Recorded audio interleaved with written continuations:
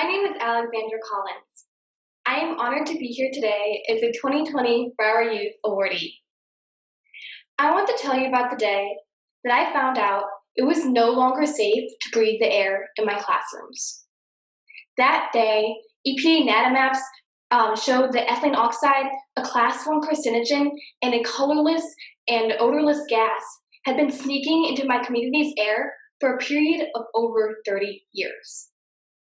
After I learned that many of my peers were unaware about the dangers ethylene oxide posed to their future health, my sister and I started SATO, Students Against Ethylene Oxide. Through SATO, I strive to harness the energy of the youth to fight for a ban on ethylene oxide near schools.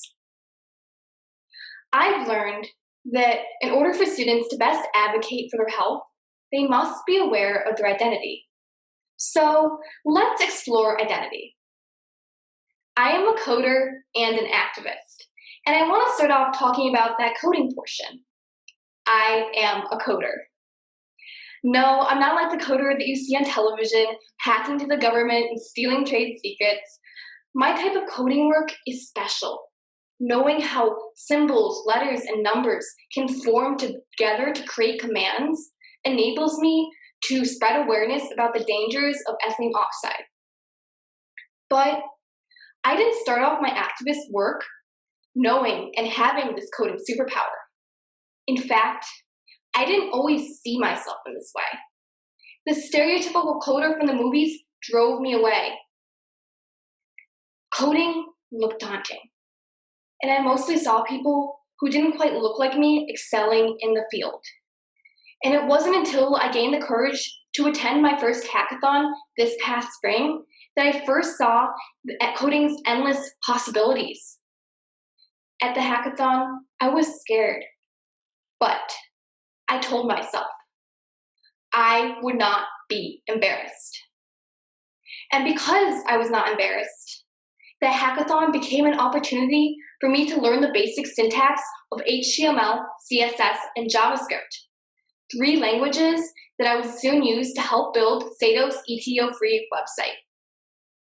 Now, what I'm trying to get at here is that embarrassment is an emotion that blocks most of us from action. As an activist, I think taking action without embarrassment is a key to creating change. Whether you're young or you're old, I challenge all of you here today to not be embarrassed for 1 week.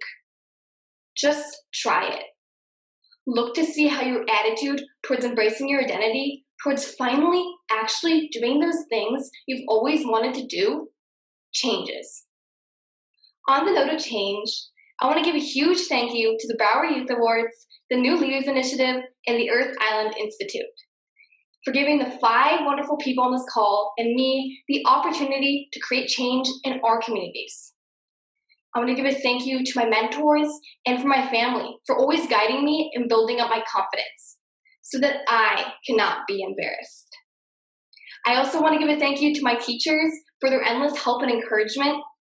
Thank you to all my fellow community activists from groups like the ETO Sleuths and Stop Sterogenics for supporting SATO. Thank you to all of the SATO students for spending hundreds of hours coding, researching, lobbying, and creating in order to fight for stronger legislation on ethylene oxide emissions near schools. And finally, a huge thank you to all of you here tonight. I know Zoom calls can get a little bit awkward, so I really do appreciate you taking your time to listen to my story.